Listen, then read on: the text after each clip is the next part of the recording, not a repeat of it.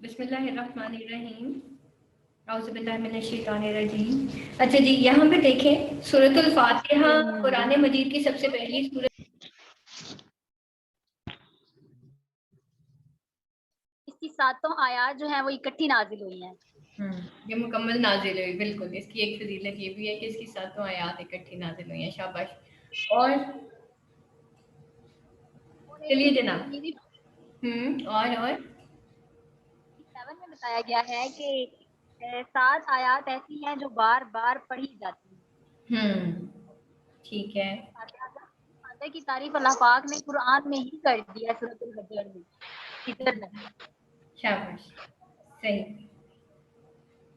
اچھا جی, یہاں پہ دیکھیں بیٹا, سورۃ الفاتحہ قرآن مجید کی سب سے پہلی سورت ہے جس کی احادیث میں بڑی فضیلت آئی ہے. فاتحہ کے معنی آغاز اور ابتدا کے ہیں.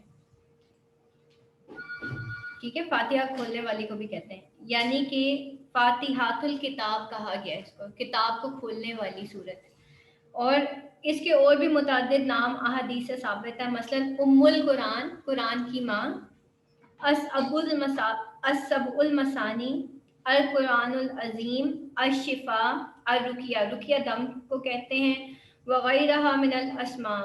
اور اس کا نام الصلاۃ بھی ہے, جیسا کہ ایک حدیث قدسی میں ہے, اللہ تعالیٰ نے فرمایا میں نے صلاۃ یعنی کہ نماز کو اپنے اور اپنے بندے کے درمیان تقسیم کر دیا.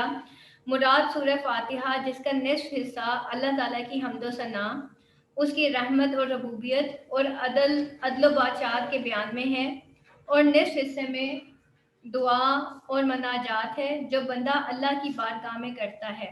اس حدیث میں سورۃ الفاتحہ کو نماز سے تعبیر کیا گیا ہے, جس سے یہ صاف معلوم ہوتا ہے کہ نماز میں اس کا پڑھنا بہت ضروری ہے. چنانچہ نبی پاک صلی اللہ علیہ وسلم کے ارشادات میں سے اس کی خوب وضاحت کر دی گئی ہے. مثلاً اس شخص کی نماز نہیں جس نے سورہ فاتحہ نہیں پڑھی. اس حدیث میں من کا لفظ عام ہے جو ہر نمازی کو شامل ہے. ٹھیک ہے, تو جس نے سورۃ الفاتحہ کے بارے میں کہا گیا کہ اس کی نماز نہیں, جس کی فاتحہ نہیں اس کی نماز نہیں. اور پھر جو ہے اس کے علاوہ جو ہے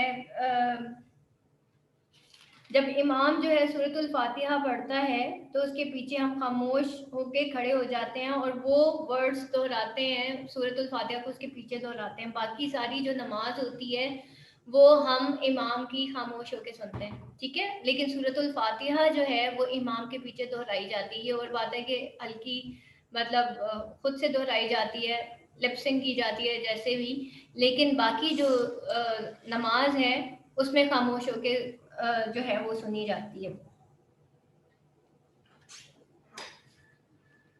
اچھا جی, آگے چلیں.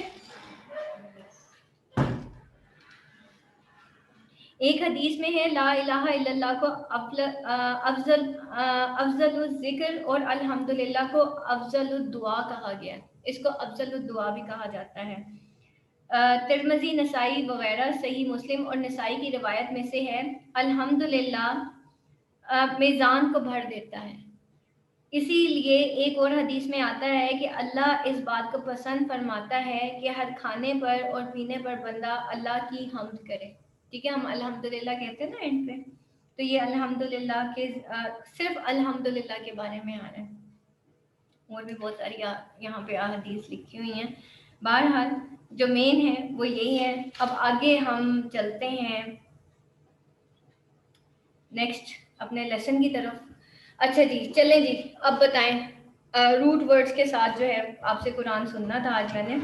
اچھا جی, حضرت ابو سعید بن مولا رضی اللہ عنہ, میم عین لام کھڑی ہے, ٹھیک ہے, مولا رضی اللہ عنہ بیان کرتے ہیں کہ رسول صلی اللہ علیہ وسلم نے فرمایا میں تمہیں ایک سورت بتاؤں گا جو قرآن میں سب سورتوں سے زیادہ عظمت والی ہے. وہ الحمدللہ رب العالمین یعنی سورہ فاتحہ ہے. اس میں 7 آیات ہیں جو نماز کی ہر رکعت میں دہرائی جاتے ہیں. صحیح بخاری تفسیر باب نمبر 1 حدیث 4474. اس حدیث میں یہ بھی معلوم ہوا کہ ہر نماز میں سورہ فاتحہ پڑھنا ضروری ہے. حضرت عبادہ بن سامت رضی اللہ عنہ سے روایت ہے، رسول صلی اللہ علیہ وسلم نے فرمایا، جو شخص نماز میں سورہ فاتحہ نہ پڑھے اس کی نماز ہی نہیں۔ رب اللہ تعالیٰ کے صفاتی ناموں میں سے ہے، اس کے معنی ہے تمام کائنات کا پروردگار، خالق، مالک، منظم، رازق، آقا، مدبر، داتا، نگہدار اور محافظ۔ پھر یہاں پہ ہدایت کا ہم نے کل دیکھا کہ ہدایت کس طرح کی ہوتی ہے، ٹھیک ہے۔ جب ہم اللہ تعالیٰ سے کہتے ہیں اہدنا الصراط المستقیم، یعنی کہ ہمیں ہدایت دے، تو ہدایت دو قسمیں ہیں، ایک وہ جو محض اللہ کی توفیق سے میسر آتی ہے، اور دوسری وہ جو انبیاء علیہ السلام اور اللہ کے مخلص اور نیک بندوں کی تعلیم و تبلیغ کے ذریعے سے حاصل ہوتی ہے۔